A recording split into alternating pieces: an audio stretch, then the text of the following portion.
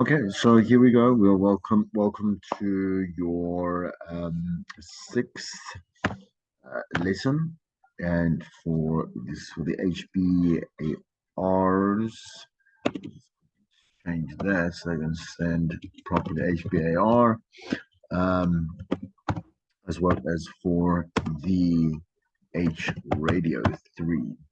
Yeah. All right. So we're gonna go through this lesson. It's about evaluating performance. Uh, I don't really go through just the summaries, just go straight into like the theory itself.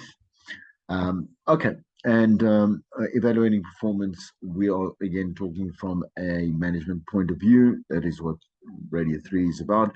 30 in radio is about. It's about management and understanding management in radio.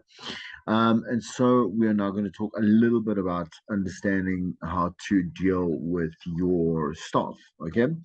And one thing to remember is that, in radio specifically and dealing with on-air personalities, we've got big personalities and they are hired because they are unique, they stand out, and different things, different way, yeah, well, different things for every single person will have them obviously working successfully, uh, in the different ways that you decide to deal with him. So it's not exactly like a fully corporate company where, you kind of got people that have got job roles and we treat them, based on their professional skills only. But here, because again, like I said, the product is the personality and the personality is the product, like we have to deal and understand our people a little bit more intimately to be able to get the best out of them. Okay, so it's a broad topic that covers, development, organization, problem solving. Again, you're dealing with massive personalities, and so we have to come in with each personality, and even to the more corporate, obviously, sectors, so our sales teams, our technical, and our marketing or whatever it is. We that kind of like ethos, the business culture will now filter through as well, and the station is. I would say, I mean, it's a very close knit family, because we are so dependent on each other for the end product, Okay, so you have a management team because you don't expect employees to magically come up with and enforce company structure, right? So you will have your departments and your department heads, and people management skills are super important. We have a lot of managers that exist, and I've said this before, that do not have people skills, that refuse to understand that you do not have people skills, and so really kind of build a little bit of a toxic and tainted environment where we have a few very like extraordinary managers that understand the full again capacity of being a people's person and managing people to like their most successful benefit, right?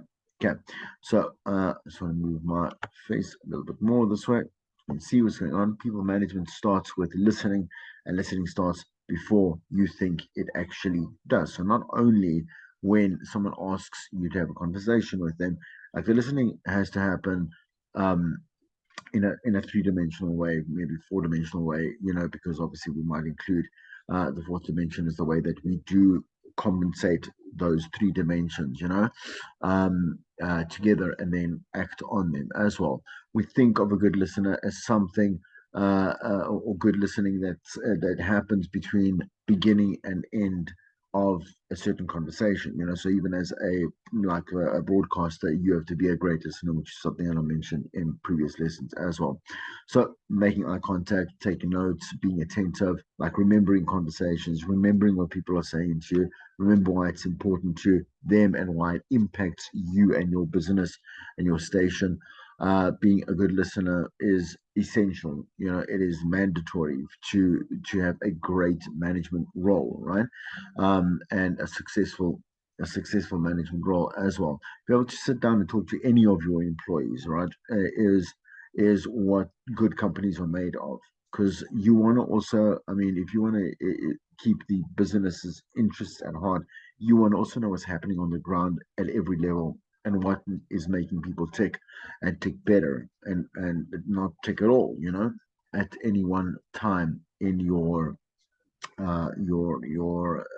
application of seeing how far your emotional intelligence expands to, right? So you can't assume what your employee is thinking. Just like we've said, you can't assume what your listener is thinking, right? I don't want to keep bringing up the comparisons, but like like the essence of assuming especially someone's thought patterns and what is going through them mentally to make them productive as like I say as a wheel, as a cog within your system, is how you're going to how you're going to um, decide very like immediately and quickly that like guessing games are how you completely ruin that infrastructure and that kind of line of communication, right? uh okay, let me just see it. Just go to the next one here.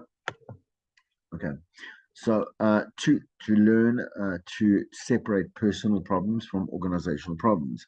Now, as I've said to you, like the thing is that we have that personal aspect that is major within like radio itself, but like to have it become a melodramatic like soapy is not. You're not a psychologist, you're not a mother, you're not a father to your employees, and you need to be able to draw that line of understanding how the personal can affect obviously the professional, but the organizational problems are made up of personal professional performance, right?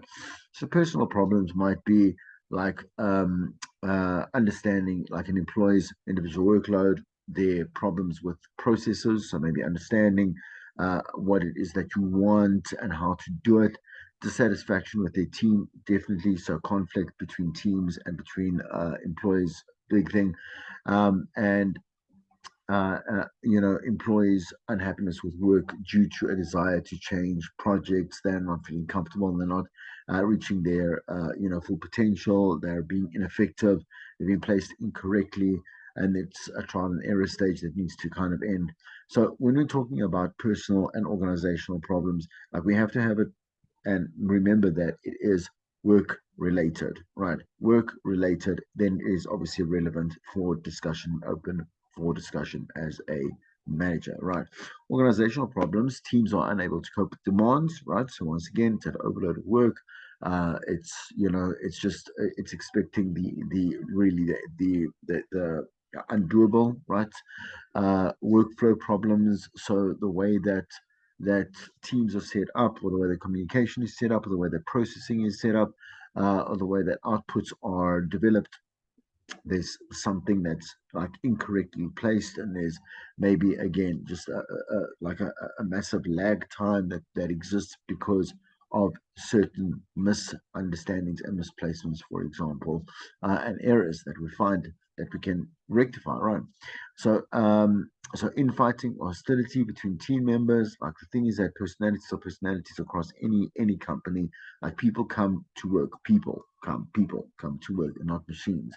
And we need to understand that if they are having conflict, for example, this hostility or whatever it is, like it has to be work based. We don't care if personalities don't get along, because that is a personal problem that you must go and man up or woman up about and just deal with. But if it is a professional clash, right? And the thing is, we need to obviously go and assess what is going on. Then we go and we do that and we stop that, or we rectify that as well.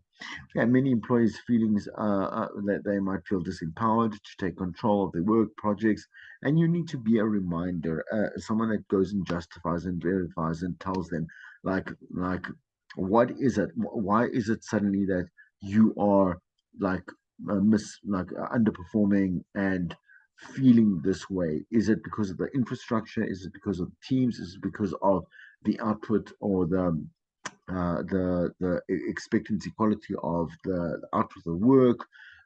What is it? Have the discussion. They're not always correct, all right? But the thing is, again, there can always be a solution that can come to fruition, right? If everyone understands, everyone's on the same page. understanding each employee's purpose, right? That is super, obviously, again, everything's super important. But, the thing is, again, when people want, obviously, cross borders, so there's someone that's insisting that they do someone else's role because they assume that they can do it better. There might be, again, that conflict in between where they just don't respect their management, their particular line manager, or again team members, and they feel like, what, they might leave them to drown on their own and not cooperate, so that, like I said, there's a like a conclusive, fluid whole that is in process, right? Okay. There are many reasons why we might decide to misunderstand or misinterpret, our purpose. One is obviously, again, look at your like your job description, know exactly what you're signing up for, know what you obviously like the outcomes are that you are expected to have as a minimum, and then also understand that if you want to be proactive and seek guidance as to, like, are you allowed to be, to a certain extent, proactive, in which direction, in which area, and in which facets you would want to be. And so you would go and check that with your line manager. Also, chatting, please, like, have a great relationship with, like, the people that you work with, because the more you understand what they do and how you contribute and they contribute to, again, an end product at the end of the day, like, that is like redefining. Just want to signal myself. Okay, that redefining, like, where you are at any one certain point in your career growth, right? Okay, let's go to number four. Please obviously read, like, through the article, the PowerPoint presentations. I'm obviously reparaphrasing and taking a little bit more into conversation. So balancing praise and criticism. The thing is that, so yeah, 44% of managers have said to give negative feedback, and uh, it was stressful, right? But a shocking 40% of the same group never ever gave positive reinforcements, right? So the very big importance of is, like, because we are in a real medium, right? In other words, it's happening real time. The cause and effect is immediate. We see if something goes wrong, like we feel the obviously, like, the ripple effect balance of that result of whatever is going wrong with the product on air, or again, some kind of break in communication between departments, or whatever it may be, right? Like, in radio, like, a manager cannot be anything but completely clear and completely direct. Don't do not over criticize where criticism is not necessary. I'm saying negatively, right? And do not over inflate people's egos, because then they'll become complacent, as well as also it's not true. Like, they must know when, like, they're doing a good job and why they did it. And also, in that way, they will believe and trust you when you are approaching them with critical criticism that is in the negative sphere. Okay, so that is super important. Okay, and fifth point, I think we got five or six, right? Okay, never leave a meeting without asking employees this open-ended question. So here it goes. Whether it's a quarterly performance review or anything else, like, is there anything else? Is what you'll ask. Don't assume, and also don't be lazy. I think that's a big a trait of a lazy manager, to be like, okay, all I want to cover in this meeting is what I want to cover and what is listed here, and the input of my employees, right, is not important. But once again, misunderstanding is probably one of the biggest flaws that exists within companies, because like, we can be told what to do, we can have it emailed to us, we can have it corporate podcasted to us, but the thing is, again, every person has a different way of processing thoughts, actions, mindsets, whatever it may be, and they're going to go and apply what they interpret, right? So you want to be able to keep pushing, to know that when people say no, there's nothing more, I don't need any more explanation for, then you have, like, you've covered all your bases, right? If anything goes wrong, like they can take accountability, and you don't have to share that accountability, so that you can understand how to build a, obviously like obviously that cause and effect, that effect, um, from those, obviously from those actions and their outcomes, right? So that is super important. Is there anything else whenever you're talking to someone in your staff, like in the conversation with, also bring up a couple of extra thoughts, like it doesn't always have to be about that kind of like linear conversation. It can be a little bit more, so that like conversations become proactive and they are an investment of. Check in when nothing is wrong. Almost goes basically off the back end of what I've just said. Kind of be proactive. Don't wait for something to go wrong. Like like go and have and start initiate conversations with your staff, and and be very, again, very very vigilant, like seeing like a person that is out of character. Obviously maybe something is going wrong, like in a personal aspect, or again something again is pressurized, anything. Approach them. They might not feel that there might be a need for like an emergency, like at an emergency status, but remember, everything that is a problem could turn out to be a catastrophe, and you want to avoid that, right? By being proactive and going to make sure that when nothing is wrong, like you're making sure that you covered all their bases for them and all yours alone.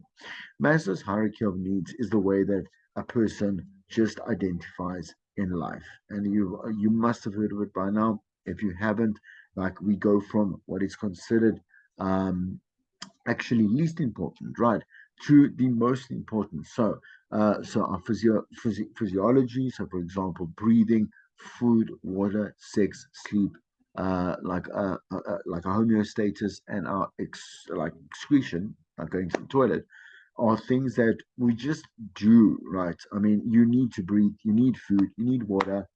Like at some point, you're going to need sex, but you need to sleep. Your homeostasis and your like obviously going to the toilet, excretion, like it's something that you need to do.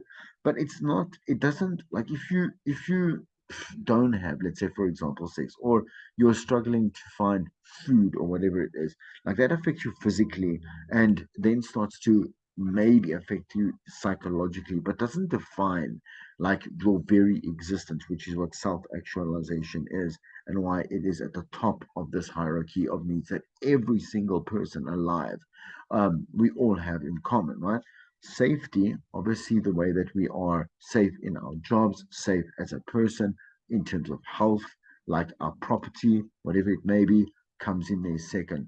Love and belonging, so making sure that we have our tribe, right? So our friendships, our family, our sexual intimacies, like that becomes a little bit more about telling us who we are in this life, right? So you'll see as we go up the hierarchy of needs, it really is more dependent and more dependent and more dependent on defining that top self-actualization part there. With esteem, self-esteem and confidence, like if you do not own like a high level or a healthy level of self-esteem, confidence, achievement, and understanding of why others respect you and why you respect others, you will never get to the level of self-actualization, because you to self-actualize is to actually 100% believe and know why it is that you are here, why you are purposeful, why you are important, and why you play a role in your own life and in this life as we live it. So that is how we bring in like an understanding of who we're working with, why they're working a certain way, and how we can get them to work better. Right. Okay. So these are the things that I've explained there, and you can go and have a read through them. And this obviously like performance of any um and employee, right? Any employee, okay, is based on everything we've just chatted on. Has all like again like an immediate effect, like a knock-on effect on the performance that they do. Like if you are affected in any one of those needs that we've just listed there, and then obviously the breakdowns that we've had there on how to deal with people, right? Like like your performance is going to guarantee going to be affected either up or either down, right? Um, Stagnant, it might become a very, sociopathic in a way, which is also what we don't want. We don't want people that become kind of malignant to a certain particular, very boxed in role because they're lazy and they don't want to grow, whatever it is. I don't know, right? Everything can have the cause and effect to understanding performance. But we are going to be doing performance appraisals in a future lesson.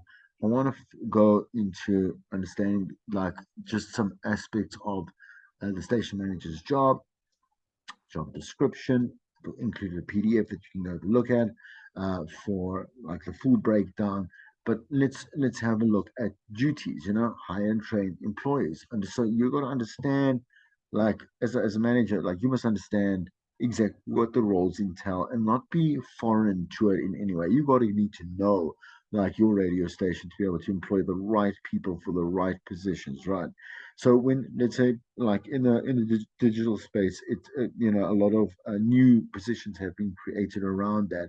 Like a station manager needs to go and familiarize themselves with the digital space, finish to understand what obviously our social media marketers or whatever it is, or content creators, or whatever it may be, like what is expected of them. If you can't put out like a proper job description, like you're going to get very vague employees, right, with vague results and which are not going to be effective to you at all.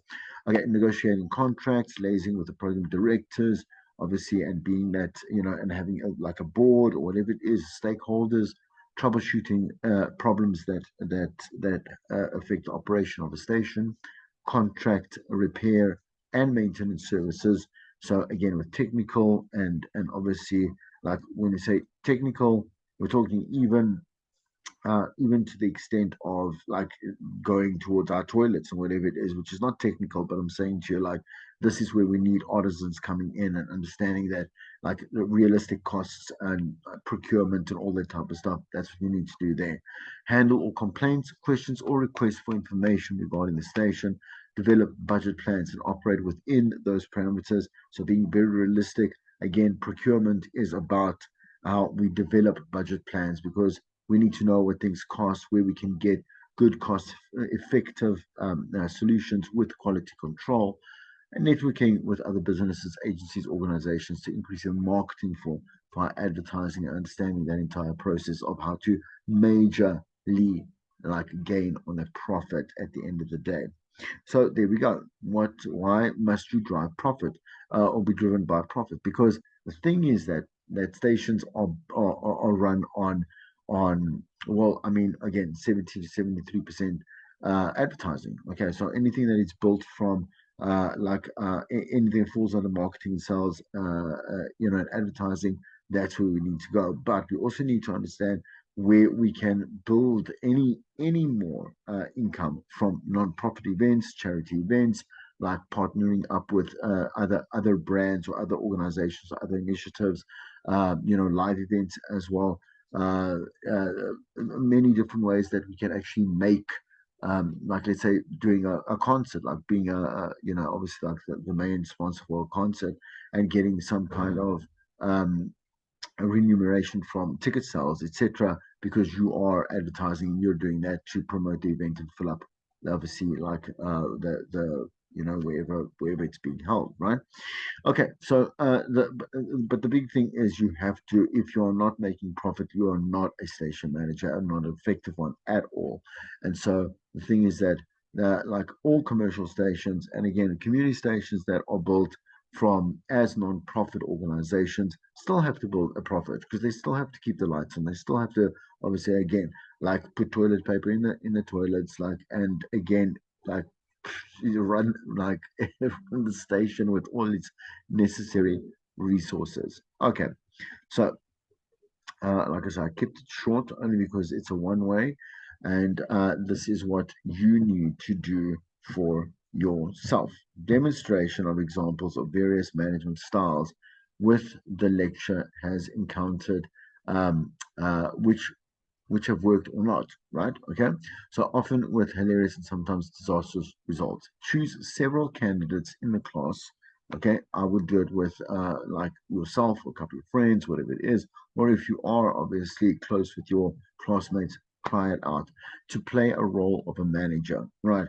And I'm going to bring this in, this particular, like the outcome of this exercise into like our contact sessions when we have in class. So I can see how teams are managed, like if there are problems, I'm gonna present some problems to you, see how like the team will answer that or solve that. And then we'll see whether or not you actually understood how to be an effective manager or not. So we'll discuss in class presenters that you have come across that push boundaries, just as a so a manager needs to understand how to do talent management. Again, at the end of the day, why you think you would have negative feedback from listeners if you were standing in for a breakfast show presenter, right? You got to say, in other words, you've got to imagine like obviously someone that's doing a fill-in now, right? And why there might be immediate negative feedback. Why? So listen to any audio from a radio show and have a snoop session. In other words, crit it, and you take up exercises. Listen to different programs on different radio stations. Write down how they push boundaries. What feedback would you give them to make their program better? And then you want to be able to, like when I see you present that in class. I'm going to say bye bye. I'm going to stop the sharing right there. Just give me a second there. There we go. And take me there. And I'm going to say see you in class. Cheers. Bye bye.